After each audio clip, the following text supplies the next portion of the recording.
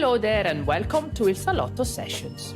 I am Sara Seravalli, an Italian event organizer with a profound enthusiasm for design and architecture, bringing over 15 years of experience from my work across showrooms in Milan, Paris and London.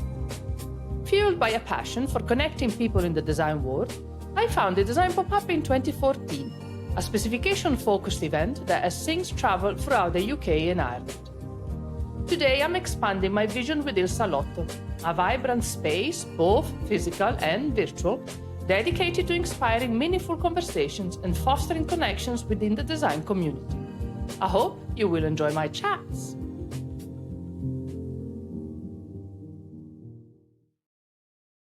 Hello there and welcome to this new episode of Il Salotto Session, first episode of 2025, and we are going a bit off piste today. We are not talking about architecture and design.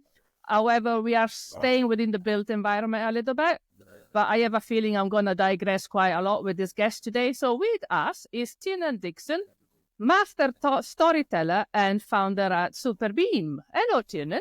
Hello, how are you doing? I'm very good. How are you doing? Yeah, all good. Freezing. It's 1 degree in London this morning. It's a cold January 14th morning, so I'm shivering wearing my jacket in the studio. But yeah, I'm good. Well, just get somebody to get you a cup of tea and you'll be fine. Yeah, absolutely. So, one of the most multi-dimensional characters I've come across. The whole idea started when our common friend Sam Frith gave me a call last December. I say, Sarah, I think I've got a person that I really think you should interview for Il Salotto Session because you've got a lot of interesting things to say. I said, okay, Sam, yes, who is this guy? So I start talking to him about Tiernan, blah, blah, we've done this, we've done that. But, okay, yeah, please, could you send me an intro? So he sent the intro, I replied, it was pre-Christmas, so you were a bit too busy, so you go back to me about 2-3 days. But I remember receiving one of the most polite and kind email I've ever seen.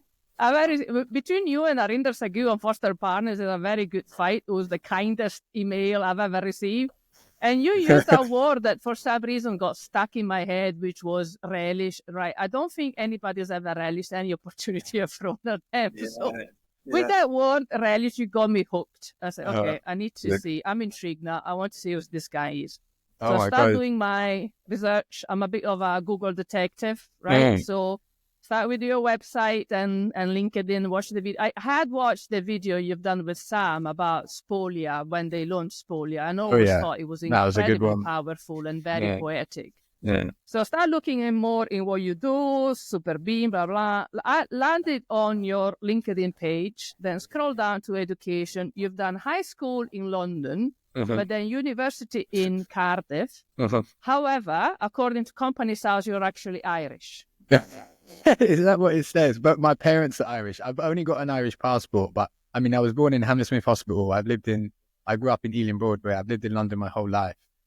So I consider myself English, Welsh, or Irish. I don't know. It's interesting. I really don't see myself as being English. I see myself as being a Londoner. I'm very proud to be from London, from this city. I mean, I grew up in West London. My mum still has a pub in St. Paul's, and I used to spend a lot of time after school and during the week and going into the city, and then kind of different parts of the family living all over the city. And I love being from London. I see a lot of identity within that. And then I see like beauty and Irish heritage in my parents. I kind of was grown up being told I was Irish, and there was pictures of Michael Collins on the fridge, and that was a big part of my identity. But yeah, I don't know. I'm not stuck to any of those things. But according to Companies House and HMRC, I'm Irish, but they definitely don't let me pay Irish tax rates anyway. That's for sure. So have you got an Irish passport? Because after Brexit, it makes a massive difference. If you I do. I only have an Irish passport. Yeah. Oh, there you go. So you're officially Irish then, and / Londoner. Yeah. So then I landed, as if that wasn't enough, I then landed on your Instagram account to find out that for fun, you've wrestled people to the ground. It's fun. It's fun. Now, we go to that later on because it's very interesting, this grappling thing. I never heard of the sport before. However, I think in Italy it's called Lotta Greco-Romana, maybe? Yeah, that's like a style of it, yeah, for sure. Yeah. Okay, so let's do work first, and then we can do fun bits. Yeah. Superbeam, storytelling. So I have a similar degree than yours. Yours is marketing, communication, and advertising, which is very similar to what I studied in Milan. However, I did study a few years before you, but we're not going to go into that. So I remember back at the end of the uni, you were taught about USP, unique selling proposition, brand values, all the jazz. And then a few years ago, that came the Simon, what's his name, about the why. And all of a sudden, you need to find the why. Yeah, you need to find the why in your company. Now you come here and you tell us that that's not enough. We need to find a story to tell. 100%. Why is that? I think it's not just like a story to tell. It's you need different stories for different stakeholders and different times. And like what's really a transitory world is the brands that do well are the brands who identify who they are and what their human USP is and stick to it. Everything in this world is stories. Humans communicate through story. We understand the world through the lens of story. Advertising communications and brand communications is obviously no exception to the rule. Nothing's an exception to the rule. But yeah, now more than ever, it's super, super important I'll talk about this in the context of B2C. I mean, most of this stuff is applicable and has been applicable academically and, in practice, but for decades now for consumer brands. But yeah, especially within B2B, having a human story to tell is vital. Humans buy from humans and humans understand stories through the lens of human evolution. And the brands that get that and they can communicate value, service, offering in a wider picture will do way better. And yeah, it's been the case the whole time.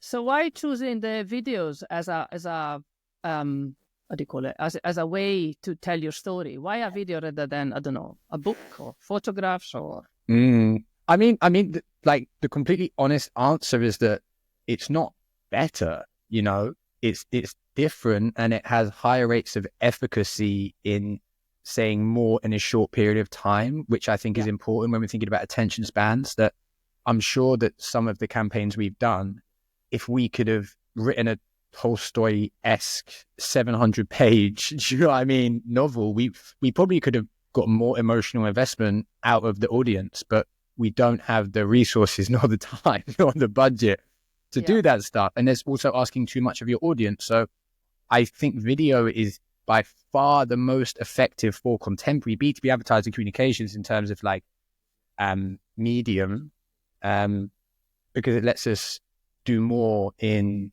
30 to 120 seconds that any other medium can. It helps us tell a story. It helps us transcend time and space. It helps us use visual, auditory tools. It helps us use emotion.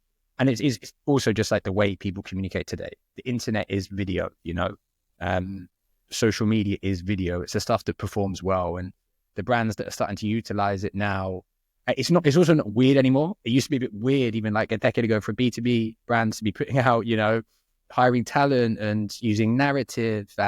It was kind of a bit abstracted from what they were used to. It's kind of what happened in 2001 was when the world went online and the big SaaS boom. People started selling, B2B brands started selling on the internet, and they would use 10% better here, 10% this, and they kind of commoditized everything, and they kind of forgot that they were selling to humans. And as we've used social media has grown in the last decade, people have realized again, we're communicating with humans, not robots, and video has become a really useful tool for doing that.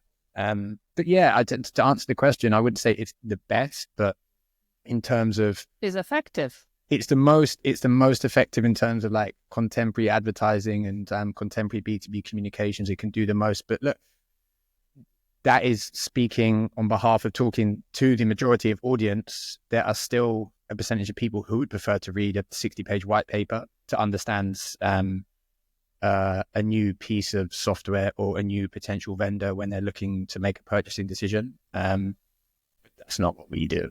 Definitely not. So I mentioned before, my sister, she's a video designer down in Italy, right? And she, in my opinion, she's very, very good. So I had a video done about my events post-COVID, so 3 years ago. And from a young chap here in Glasgow, I say, I'm happy to support the locals. Let's see what we can do. So then I sent the final video to my sister. She wasn't very complimentary. This is a bit basic. Right, Oh, okay, so as a test, I sent your stuff down to her, and you got 9 out of 10. So congratulations. oh my God, is that it? What was the one? What did we do wrong? The music, but then I'm not gonna tell James about it. That's very Yeah, kind. Yeah, yeah. that's nice. So anyway, you get almost 10 out of 10 from my sister, Yeah, which is, in my world, is spot on. yeah, happy days.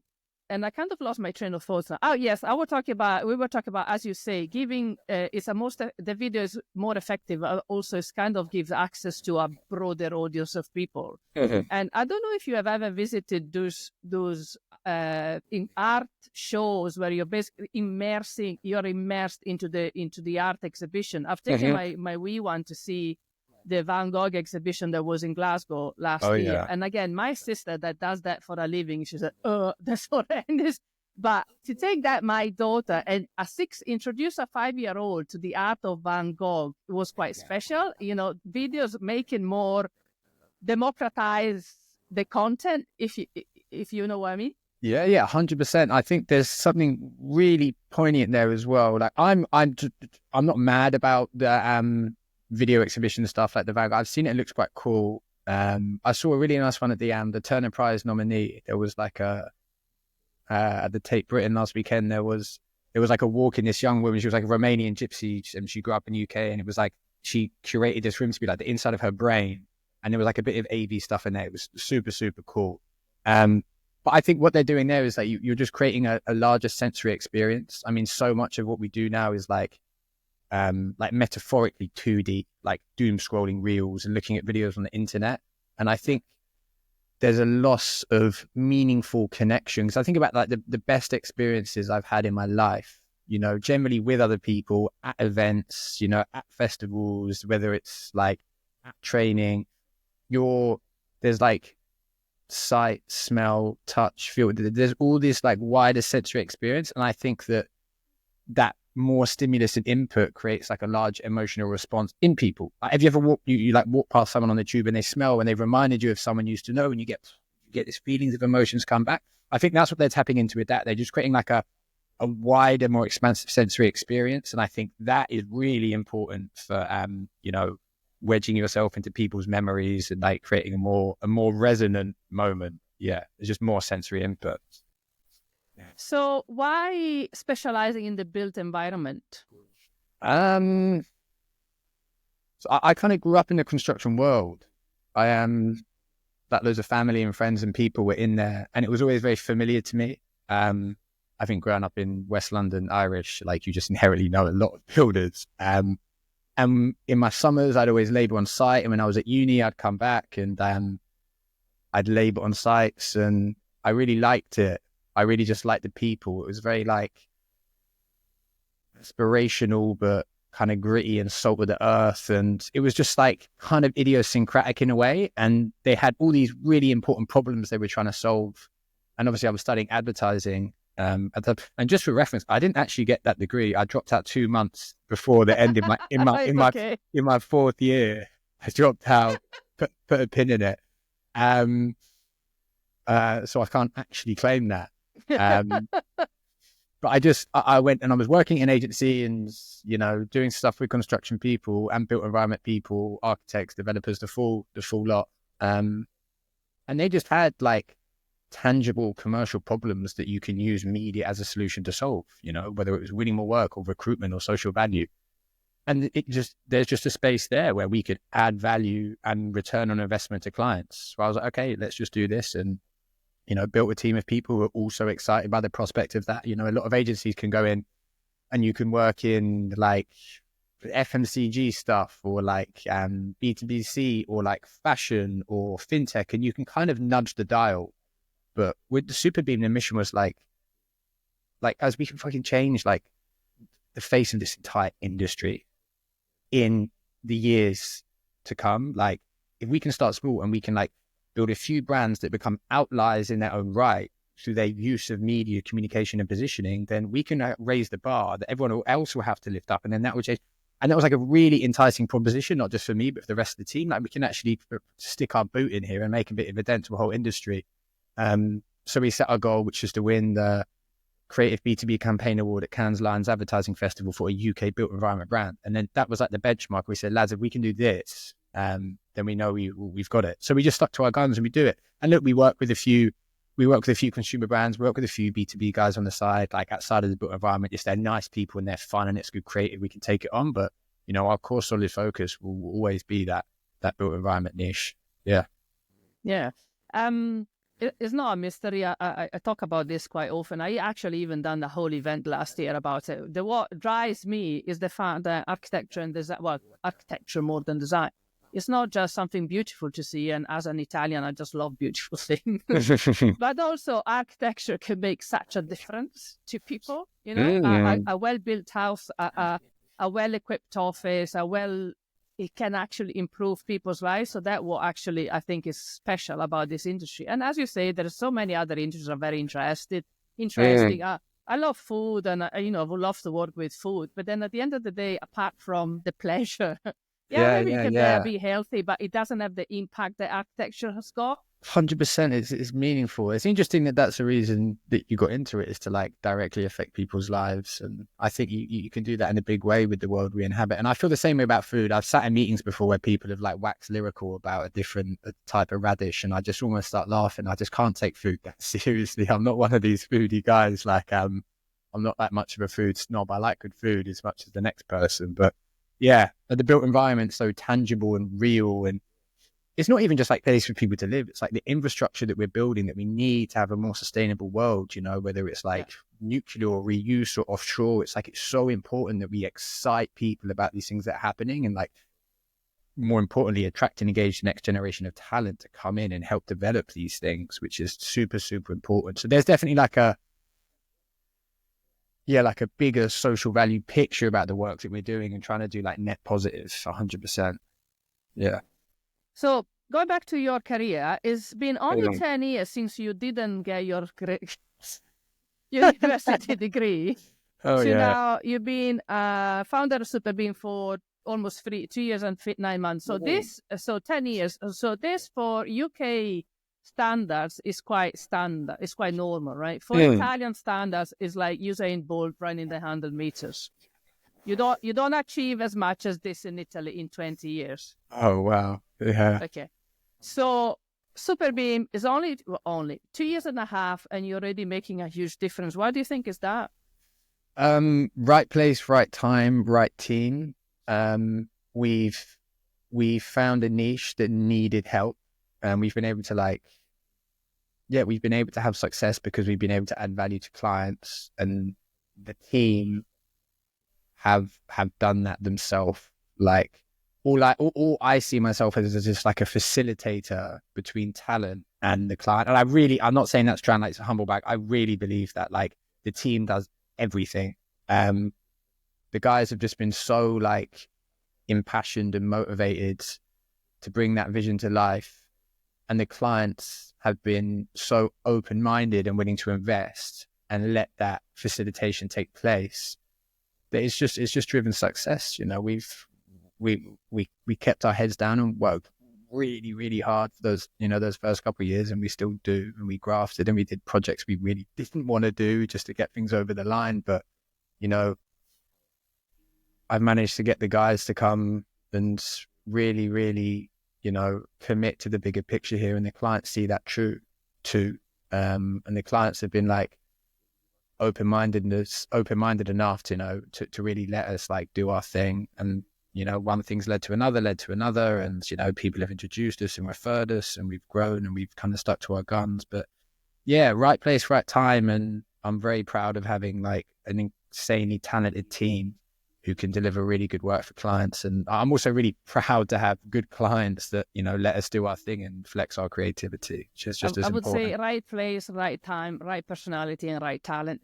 Oh, it's very kind. Yeah, that's what I wanted to say. It's just the way it works, you know. You build relationships. This is all, you know, that's what helped me be in business for 10 years. At the end of the day, as you said before, is the relationship you build with these people. I have clients that have been working with me for 10 years, and they now become friends, and we can work together and develop ideas together. Yeah, 100%. I mean, in that Confessions of an Advertising was it Mr. Ogilvy? He said that in his book. He said, have a handful of clients, and if you can, buy shares in them. And I really believe in that philosophy. Like we've got like a really good core group of clients. We're also in a very lucky position now. We can kind of pick and choose who we work with. We don't have to say yes to every project. We can go to people and say, can we make this film, or can we do this campaign? And we've been able to do that because we've had that loyalty of those clients. And if I could have, most of them are private companies, only a few are public, but if you can buy shares and then like do it, really be embedded and really be like rowing that boat together with them, I think is so important. Yeah, 100%. It's those relationships, it's the relationships with your team, it's the relationships with the client. That's what brings to success. Right, enough work for today. I feel tired already. So let's talk about fun stuff. So talk to me about this Grapple Collective. You're a co-founder in the gym, aren't you? No. I've worked a lot with Max in the gym, and we were going to open up a space before, and the timing just wasn't quite right. I support in various ways, but definitely not a co-founder. That's all credit to Max, and what he's built there is incredible. It's the first exclusive ecological grappling. This is a very contentious political thing at the minute, is to talk about the ecological approach. There's some really good online beef at the minute. So I feel it's quite fun to talk about. But it's the first like exclusively ecological approach martial arts gym in the UK. What does it mean? What does it mean is ecological approach?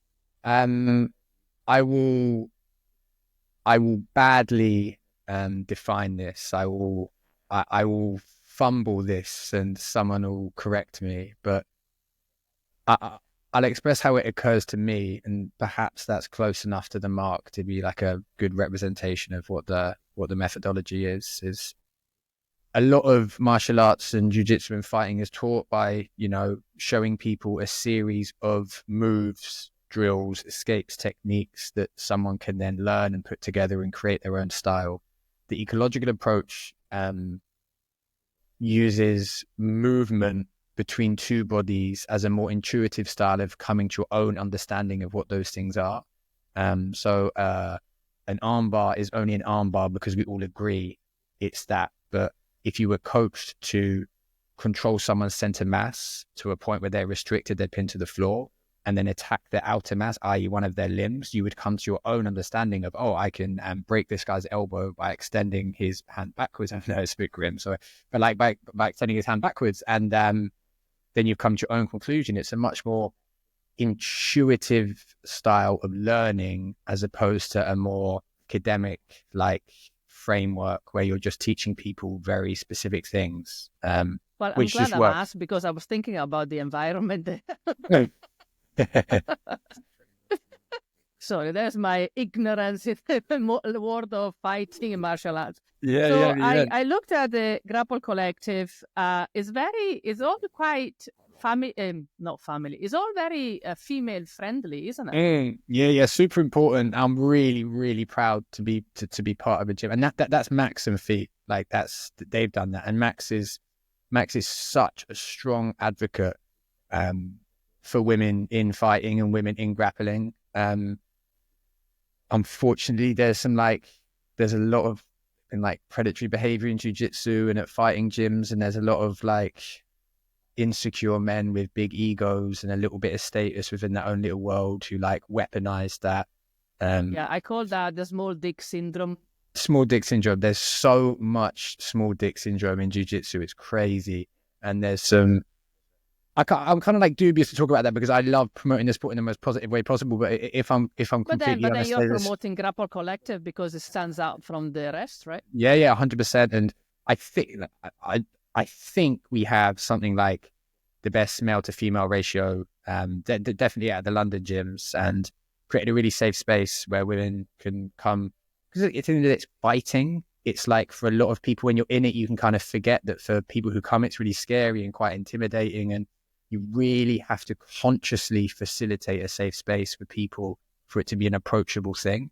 And Max has just done such an extraordinarily good job of that. I couldn't have done that as good a job of him if I tried, if that was the mission. He's instinctually so progressive and positive with that stuff, that he's just created such a safe space.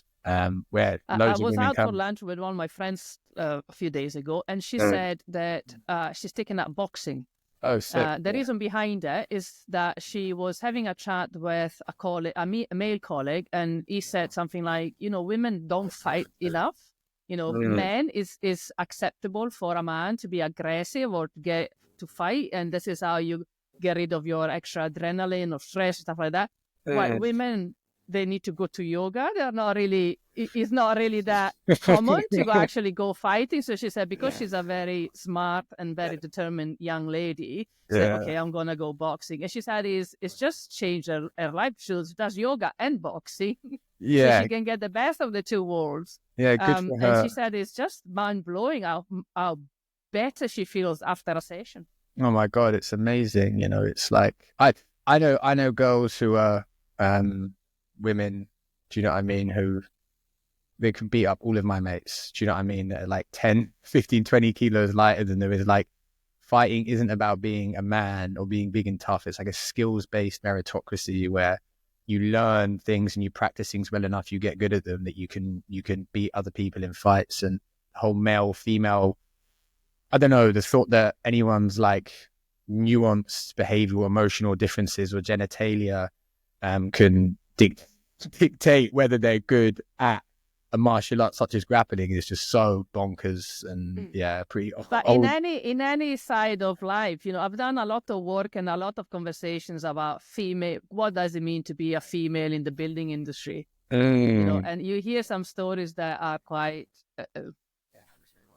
sad of the ways girls struggle. But then, so it's really every environment that is perceived or actually is manly dominated has got struggles for girls to get in. Well, that's the thing. I think that manly dominated is a problem because these girls aren't struggling in the industry because they're girls or because they have some inherent incapability due to their gender. They're struggling because of the way they would be treated by men. And I think it's very much like the women in the industry is more of a man's problem than it is a women's problem, if that makes sense. Do you know what I mean? I mean, like, more behavioral change needs to come. We are getting the shit out of it. I know, but what I'm trying to say is like the behavioral change needs to come more from men. Do you know what I mean? Women don't need to change or do anything different. It's complicated. Right. So after talking to my friend, and because I knew I was going to talk to you, I've done a bit of research in this fighting women, and I found this very interesting article.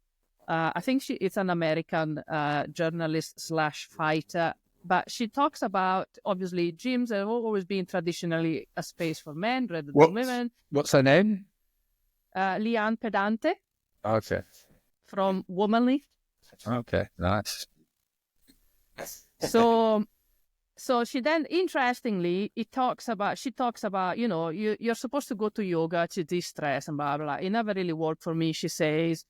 And then she starts talking about how, because of it's not like going to the gym that you're there a bit to show off and maybe to hook up.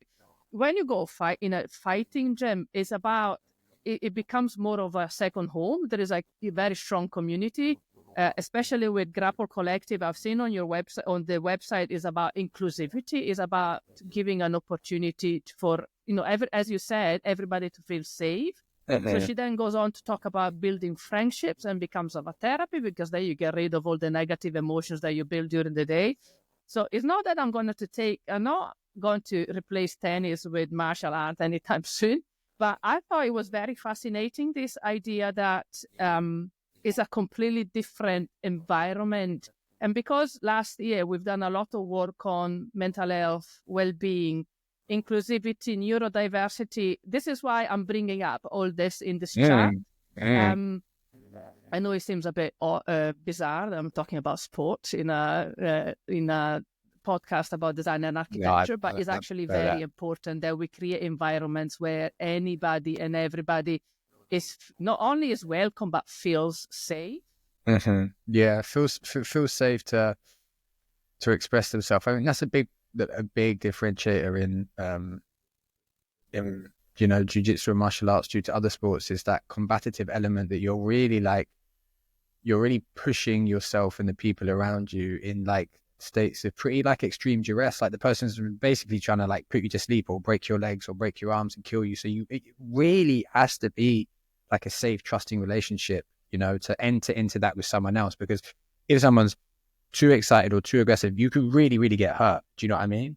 And it's really important that, you know, that you do have like that inherent sense of trust. And once you do, it's the most special thing. Like you can get into a flow state within like a matter of seconds when you're rolling with someone else, you know, where you're not, it's beautiful. It's like, I always hear about, I love John Vervaeke talks about it in Awakening from the Meaning Crisis. He talks about this, I think it was an Aristotelian notion that the more time spent in conscious unconsciousness, or better, or like basically like a flow state, right, is like a happier life. And I was always kind of jealous of pianists and, you know, painters and these people who could get into a flow state. And was, oh my gosh, like this is why you're so happy when you're grappling, because you're in a flow state. You're not thinking, you're not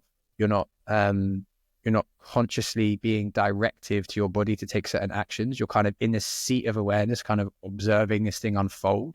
I think it's really beautiful. And I think that's a big part of building community, is people spending time in the flow state together and expressing themselves, you know, like that same part of your neocortex that moves through theoretical space is the same part that moves through physical space. And I think your ability to move and express your body, even in a combative style, it is an art form. It's a martial art, and you're bringing your different style, your different flair, and the space where people are doing that together on a mat. It really is like all these people are coming together to create and like express themselves in a way. And I think that that's a big part of it too. And I think that helps you in your wider life too. You know, being able to move your body in different ways, 100% helps you think in different ways. You know, it helps stretch your kind of your cognitive capacity in your way to like reach and think and solve problems and think a few steps ahead. But yeah, oh my God, there's so much to it. You should try it. You should come down. I'm too worried I'm going to bring my No, nose. you're not. I am not. For me, it's I suppose what you just described is what helps create brain space as well. I've just come out, I'm just seeing the light after 2 very bad years where my brain wasn't working properly, and I had to fight with my husband, but eventually I managed to get a dog. And that hour walking the dog outside in the country, I'm very lucky. I live in the countryside of Scotland. It's just beautiful around here. I need to leave the house. I'm not even in a village. I'm in the middle of no freaking where. Just get out with the dog. And that hour walking the dog is finally, I got brain space. It gets oxygenated. The more ideas come out. I come home and all of a sudden I got a to-do list that is about 10 points long, because my brain finally had the space away from the computer, no phones, just me, the dog, and open air. Is been life-saving. Yeah, 100%. What dog have you got? A golden retriever. Oh, beautiful, beautiful. Now I've got a spaniel. I take the dog for a walk, and we do like an hour in the morning, hour in the evening. And when the digital seduction isn't on me, I leave my phone in the flat or leave my phone at the studio. And I take the dog for a walk for about an hour. And when you do that, it's like the rule, not the exception, that ideas present themselves to you and you solve problems that you otherwise couldn't have had you been, do you know what I mean, in the office, distracting your brain, you know. It's like when you take a break or you take a holiday, it's like without fail, like bits of insight or bits of wisdom occur to you that have been waiting to present themselves. They've been waiting for you to rest and take your foot off the gas before they can go, here's the solution to that thing, or here's a little insight into that relationship you had with that person that you couldn't have thought of. But yeah, walking the dog is such a regular and hacky way of getting that. Do you know what I mean? Some people, it's like going for a run. But I think walking the dog is just the same. You just think of solutions. No, it's just being, you can walk on your own if you don't have a dog, but it's been... The dog's not an essential part of that. Yeah. I agree, but if you're not a dog person, then you can just go for a walk. What I had, so at the Edinburgh event last October, we had a presentation by Peter Kerr, who is a big name in Scotland. He came and delivered about the benefits of light. And, you know, he's done a lot of work with dementia. One of my friends, well, actually the same friend that goes boxing now, she's a professor at Stirling University, and she specializes in architecture for dementia. So Leslie and Peter work together quite on a regular basis. And Peter was talking about how beneficial it is, especially during the winter, to just be outside at lunchtime. So maximum exposure to daylight, to your well-being and mental health. And I was talking to a friend last night. She said, "Oh, I can't be bothered with this dark, Scotland as it is in the winter, you never get light, right?" But because I've been out every day, actually, maybe because I'm pumped up about this new salotto that I'm opening and I'm all excited, but I'm not worried about there's another 2 months of winter ahead of me for the first time in 12 years in Scotland. So that's, I'm testament of go out with a dog. Grey up there, isn't it? Rick Rubin says in that his book, The Act of Creativity, he really struggles with it as well. As funny as I'm saying this, the sun, you can see it's just come beaming through the window onto the face. But he says that he really struggles with that. He finds creatively really blocked when he can't see the sun. But he said that even when there's clouds, just knowing that the sun is behind it is enough to do something. Do you know what I mean? To get thoughts over the line. But yeah, I mean, that's a problem living in Scotland, I can imagine. But then when the sun is shining, it's really beautiful. Anyway, so you have, as you say in one of your videos at the Grapple Collective, ADHD brain. Is that does working in a creative environment help, or is just as bad as being an accountant? I don't know what it's like to be an accountant, but you never tried, so that's a bit of a silly question. So yeah. I am. There is a question: does ADHD help with creativity? Is that sort of? Yeah. No, because Ian Hamilton, our other common friend, always says, that's my ADHD brain kicking in, and he sends me an email with about 10 ideas. It's just things you can do. Yeah. I think, yeah. And I want to give like a really honest answer, because like my intuitive response is to go, yes, because I have ADHD and I feel creative a lot of the time, but that could also be the case if I didn't have ADHD. Maybe I would actually, spend more time on protracted projects and do more deep focused work where more creativity to come out of that.